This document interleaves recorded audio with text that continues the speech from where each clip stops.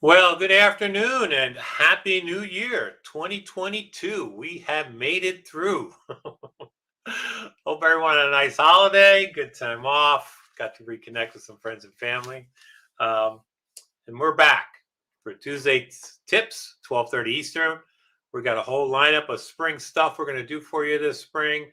Lots of stuff we want to share with you when it comes to tips in the workplace. As you know, we do tips on leadership development, team development, supervisory skill development. We do some things on HR, some compliance things, some training things. So please, if you're following us on any of the social media, please follow us. Click a like, click a follow. We're also broadcasting on our YouTube channel. If you're watching this on YouTube, give us a subscribe, give us a like, give us a subscribe. So today's session is really about taking a look back at 2021 and what we learned about training and development in 2021.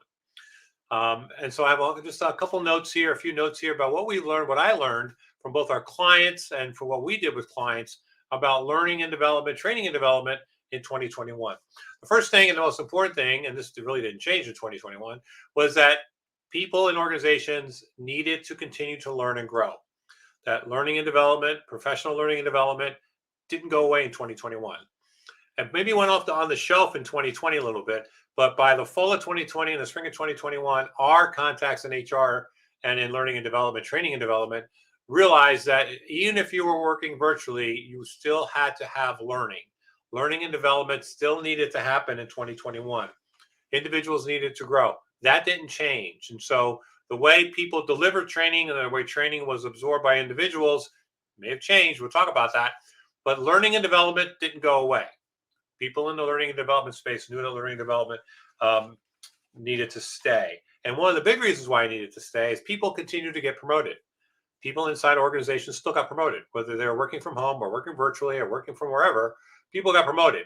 And as we got to the second half of the year, some of our clients in and around the country started going back to work, physically go back to work. And so people got promoted. And as people got promoted, skills around leadership, skills around supervisory skills, all those things needed to happen. We always encourage those skills be done prior to promotion. Unfortunately, a lot of our clients do it post promotion, but still, there were a lot of supervisory skill training programs that we did and our clients did that were delivered virtually, or again, some of them back in the classroom. We did a lot of work with teams over the last year. A lot of work with teams. We did a lot of DISC training with teams. We did a lot of 5 behaviors training with teams. This whole notion of working better together apart was a big thing in 2021. How do we get teams who work virtually, either across the country, across the city, or across the globe, work better together apart? And we used a lot of tools and we did a lot of programs, both in the DISC family and the 5 behaviors family. But that seemed to be a big theme in 2021, working better together apart. And we did a lot of successful things in that frame. The other thing that organizations dealt with and we helped along the way was dealing with all this anxiety, stress in the workplace. And there was a lot of it. A lot of organizations did town hall meetings with leaders. A lot of leaders did one-on-one meetings with direct reports. But there was a lot of anxiety in the workplace, a lot of stress in the workplace.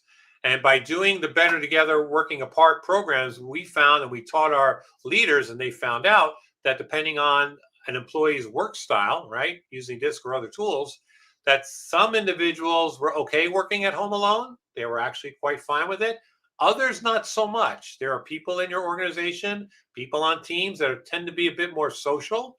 And working alone every day in an apartment building that may be small or with other people was difficult. So there was a lot of stress management, we would call it in the old school, dealing with emotional intelligence, dealing with EQ training. We did a lot of EQ training for leaders over the course of 2021, more so than we probably did in 2020, so that leaders could tune into the emotional needs of their teams, their direct reports, their peers.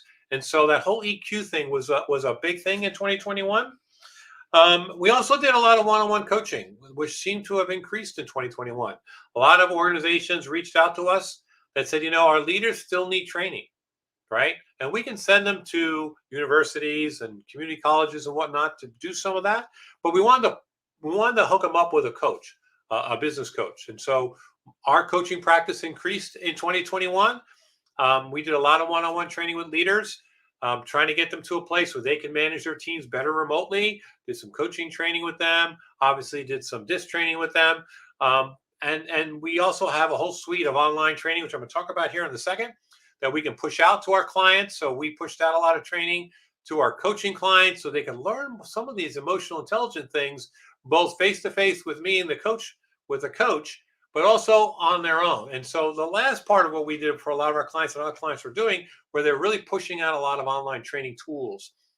We have a whole suite of about 1,000 courses that we can push out online to our clients, mostly on the compliance side, but there are some soft skill training programs that we also offer our clients through our portal. We can push them out to the employees. And we did quite a bit of that also in 2021. So the basic premise of 2021, at least from a high level, we're going to talk more about how to deliver in the next couple of sessions.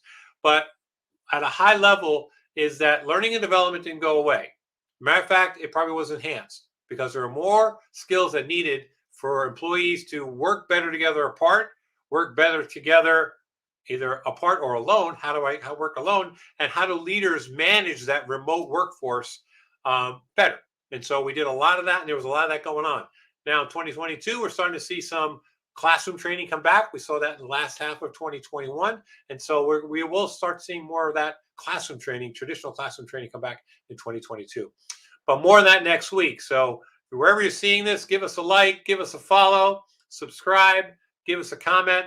Let us know your thoughts. Ask questions. We'll answer questions along the way. But this is Tuesday's Tips with Michael, live from the StreamYard studio here in my home office. Welcome to 2022. We think it's going to be a great year. So we'll see you next Tuesday. Enjoy your week.